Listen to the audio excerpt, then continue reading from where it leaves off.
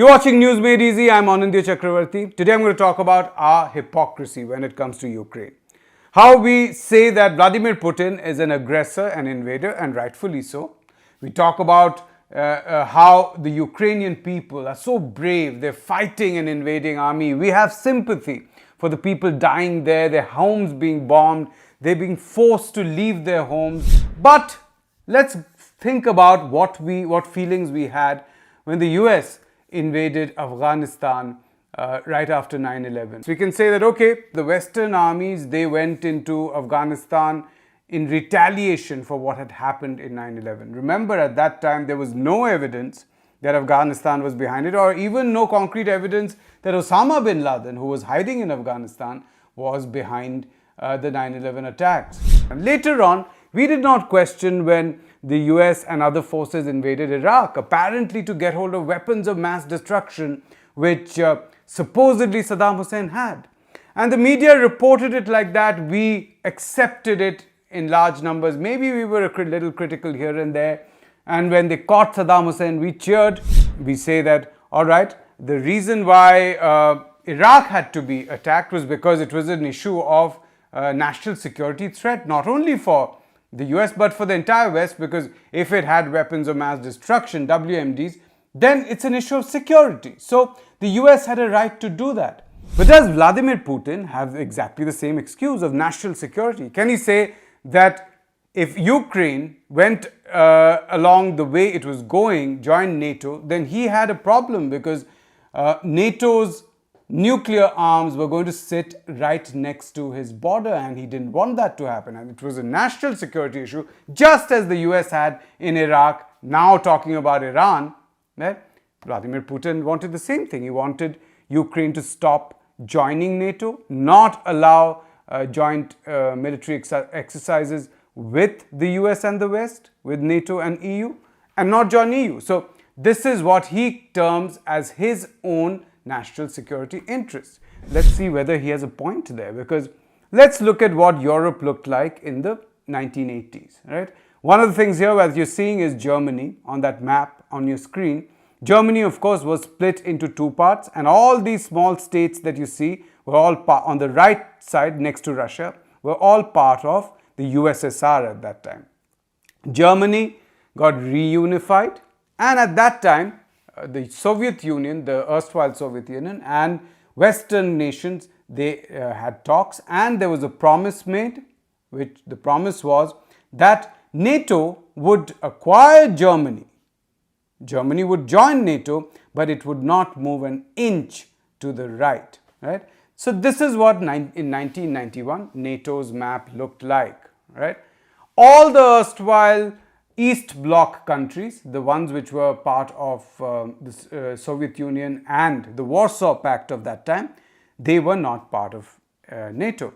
But what happens in 1999? You can see a lot of these erstwhile countries have now joined NATO, and it's moving closer and closer towards Russia's border, right? Let's move further. 2004, some more smaller countries joined NATO. 2009, a few more countries joined NATO. 2017, another country joins, and even in 2020, we have one more country joining. And you can see the yellow spreading NATO and moving more and more towards Russia's border. And in 2021, last year, the US made an offer to Ukraine to join NATO as well. And what does that mean? That means that NATO, with its armed forces, with its nuclear arms, with its missiles, would be able to sit right next to Russia's western border. And you can see that Moscow is actually pretty close from there. And the point that Putin wanted to make is that this is going to be within striking distance of Moscow. Whether that is valid or not is not the point. The point is that it would be hypocritical of us to say that this is wrong, but the invasion of Afghanistan and Iraq and the sanctions on Iran, they are all right. Why? Because we automatically assume that the US and the West are beacons of democracy. But what is the US doing right now, which you did not see in your news feed? that did not become the top headline, which wasn't being talked about all over. And this is civilians being killed in US bombing in Syria, right? And I'm holding back the date. Here's the date, 3rd February 2022. This is just last month, beginning of last month. 6 children, 4 women, 13 people killed in special operations launched by US in the Idlib province, right? In Syria, in someone else's country, right? They've gone and bombed these places. So the US is known to be the big brother across the world. But do we have to be hypocrites like that to assume that what the US does is right and what Putin does is wrong? They're both wrong. They're both wrong. But another thing that I want you to see, Israel, our big friend, and we all hold Israelis as our big heroes now, right? What does Israel do in the Palestinian regions, in the Gaza Strip? Here is a list of the number of children killed, Palestinian children killed in Israeli attacks between 1987 and 2022, right? And the source is Bethlehem. This is not an Arab source. This is not something which is critical of Israel. This is a source within Israel. This is run by a Jewish group which wants to end the war. And this is the number of children killed. 2,464 children killed. This is the record by Bethlehem. If you look at Palestinian records, this would be 4 or 5 times higher. Do you see anyone talk about that? Do you talk about that? Is it on your WhatsApp message group?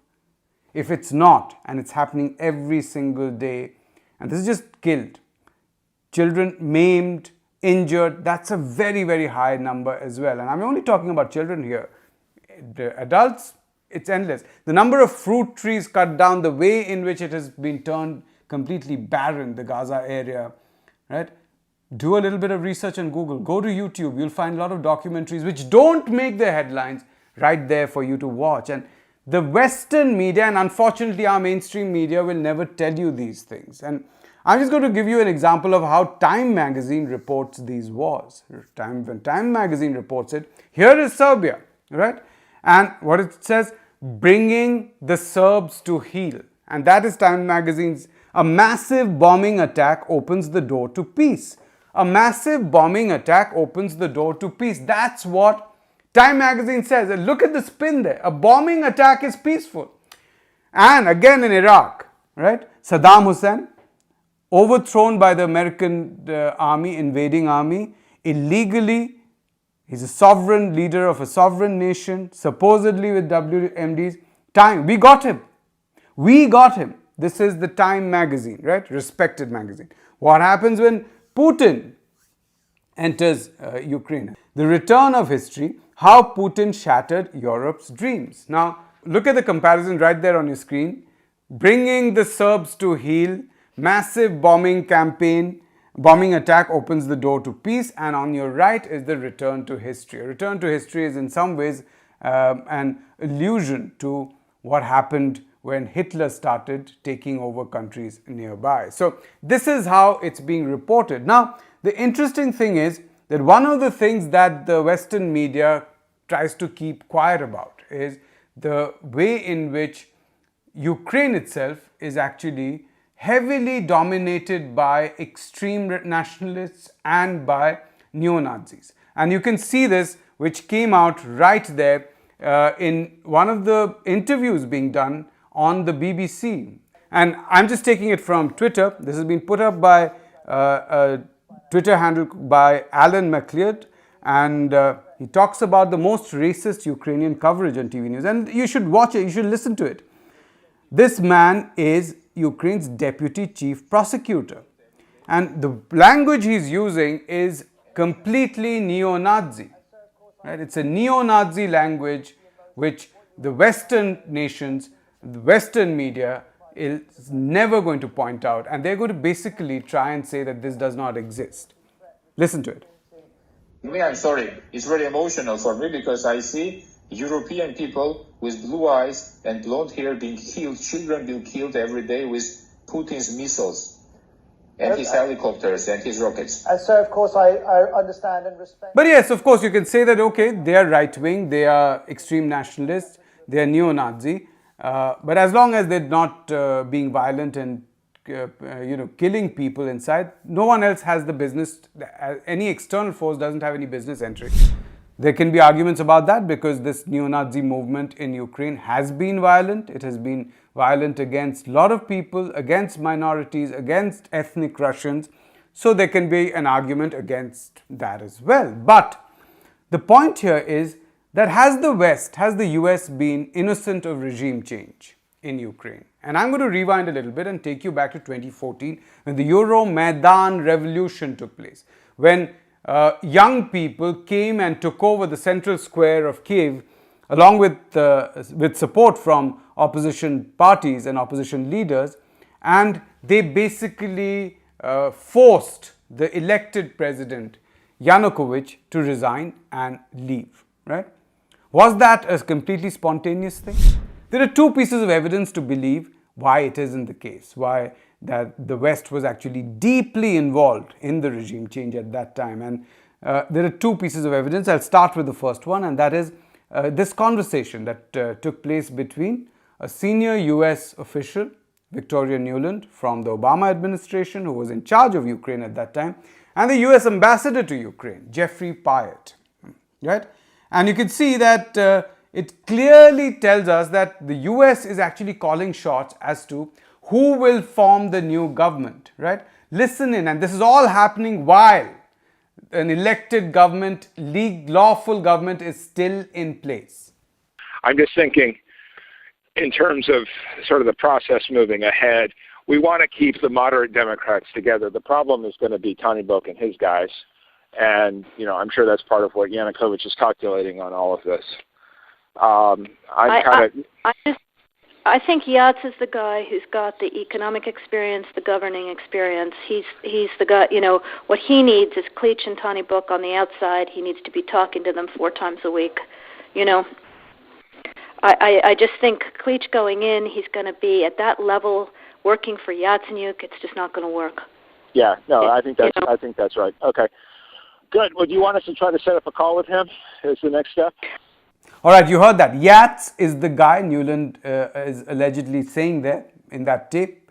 And Yats, or Arseny Yatsenyuk, was the guy for the US because he was made prime minister after Yanukovych was ousted, right? And this is, as I said, while Yanukovych was still in power. Before that, there are Western reports, a lot of reports at that time, which believe that the police had used snipers to basically shoot down protesters. But later on, it turned out that the snipers actually killed both sides. And the snipers apparently were from the opposition, not from Yanukovych, who was ousted, right?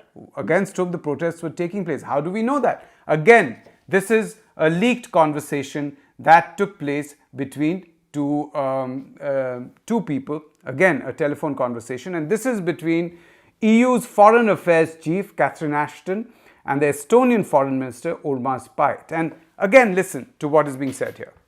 Told that, well, all the evidence shows that people who were killed by snipers from both sides, among policemen and people from the streets, that they were the same snipers killing people from both sides. Well, yeah. So that, and then she also showed me some photos. She said that as medical doctor, she can, say that it is the same handwriting, the same type of bullets, and it's really disturbing that now the new coalition, that they don't want to investigate what exactly happened. So that there is now stronger and stronger understanding that behind snipers, it was not Yanukovych, but it was somebody from the new coalition.